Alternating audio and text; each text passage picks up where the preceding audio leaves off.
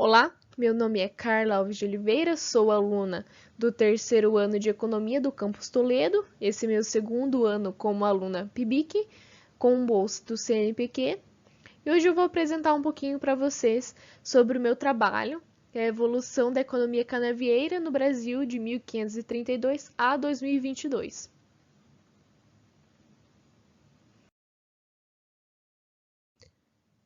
Os objetivos, então, foram analisar esse período de tempo de 490 anos da história canavieira aqui no Brasil, e entender então quais os eventos do passado tiveram consequência para que a economia estivesse na conjuntura atual. Posteriormente, então, o nosso planejamento era, após a finalização desse trabalho, ter um conhecimento suficiente para a elaboração de projetos quantitativos.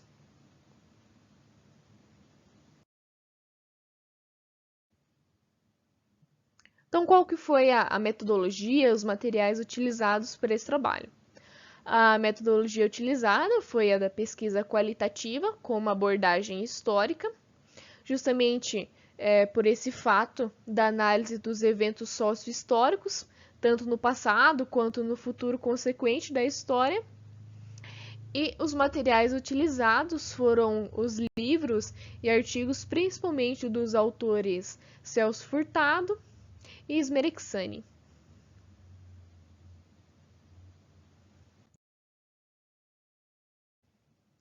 Antes de introduzir o trabalho para vocês, eu quero esclarecer que, por conta do pouco tempo que há para apresentar o trabalho, foi feita uma redução mesmo do conteúdo para explicar para vocês. Então, o meu enfoque mesmo será nos dados e nos resultados. E para introduzir mesmo vocês no assunto, essa 1532, por quê? No título da pesquisa, né? Então, as primeiras mudas de cana-de-açúcar foram trazidas da Ilha da Madeira de Portugal por Martim Afonso de Souza no ano de 1532, onde Portugal, em suas outras colônias, já estava cultivando a cana-de-açúcar, e quando Portugal chegou no Brasil, ao analisar então as condições edafoclimáticas, notou-se que eram favoráveis para o cultivo da cana e a manufaturação do açúcar. E dos séculos então 16 até o século 19, tivemos da colônia Pátria Açucareira, onde o Brasil enfrentou diversas dificuldades ali. Nos dois primeiros séculos houve um grande crescimento da indústria, e nos séculos posteriores houveram dificuldades por conta de escassez de mão de obra, primeiramente por conta do ciclo do ouro no Brasil, onde a mão de obra que não era escrava migrou do trabalho nas fazendas para então a extração de ouro em busca de uma maior fonte de riqueza, já que a cana-de-açúcar, o açúcar mesmo, estava com baixa nos preços. Houveram também dificuldades por conta de concorrentes de produção de açúcar brasileiros, como o açúcar holandês e o açúcar caribenho, e também o açúcar de beterraba, produzida pela Europa.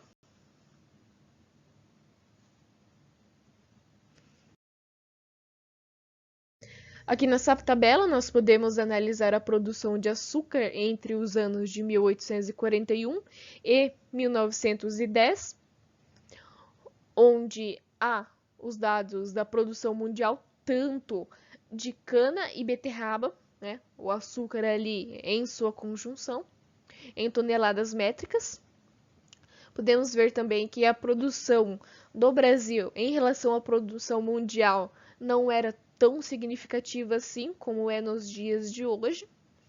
E quanto à produção de açúcar de beterraba, nós podemos notar que a partir dos anos 1881, ela chegou a ultrapassar a produção do açúcar de cana, voltando apenas a ficar menor em 1906, com 49,30% da produção mundial, sendo equivalente a açúcar de beterraba.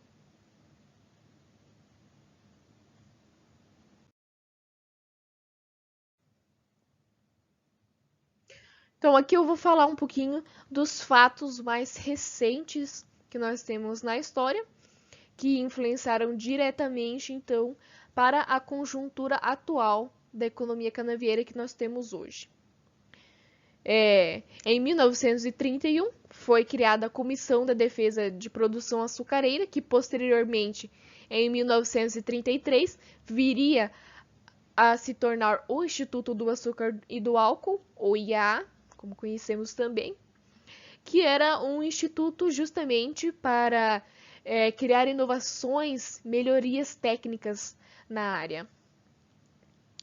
Em 1975, com a crise do petróleo, foi criado o Proálcool, que foi um programa governamental justamente para criar incentivos que auxiliarem os empresários para que eles produzissem então o etanol. Em 1990, houve o fim do IAA e houve a desregulamentação do setor carnavieiro, ou seja, com a desregulamentação, o mercado foi aberto e empresas estrangeiras poderiam finalmente vir ao Brasil e poderia tanto entrar o capital estrangeiro quanto os lucros brasileiros irem para fora, né? Isso então foi de grande prejuízo para os empresários, onde nesses anos grande parte das indústrias grande parte das empresas sucroalcooleiras vieram à falência por conta que não haviam mais subsídios, entre outros fatores. Em 2003, com o advento dos veículos flex fuel, houve uma alavancada no setor por conta que houveram maiores incentivos para a produção de etanol, já que a demanda pelo produto aumentou.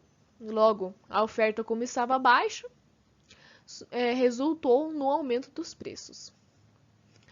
Em 2007, com a descoberta do petróleo na camada pré-sal do território brasileiro, não houve, então, maiores incentivos para o consumo e produção do etanol, como houve, por exemplo, na crise do petróleo em 1975.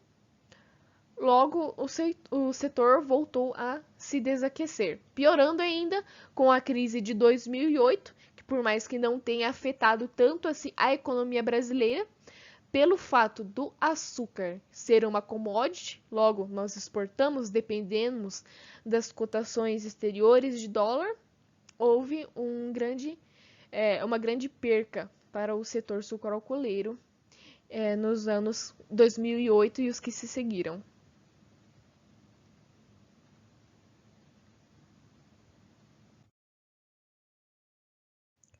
Na parte de inovações do mercado e as preocupações ambientais, nós podemos citar, por exemplo, a produção de etanol de segunda geração, que se dá através da reutilização do bagaço da cana, onde então é possível a promoção da economia circular, e também o programa Renova Bio, criado em 2017, que busca a promoção e incentivo à produção dos biocombustíveis.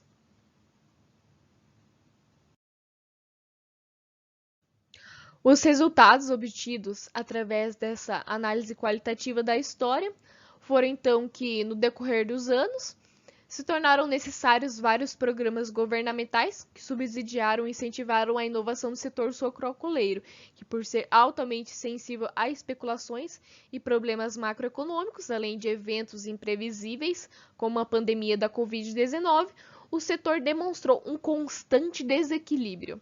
Essa dinâmica de altos e baixos é uma característica intrínseca do setor, e os atores envolvidos nele aprenderam a se adaptar a essa realidade volátil. À medida que avançamos no século XXI, o Renova Bio se apresenta como um novo capítulo na história do setor sucroalcooleiro brasileiro, oferecendo um caminho para a sustentabilidade e a estabilidade.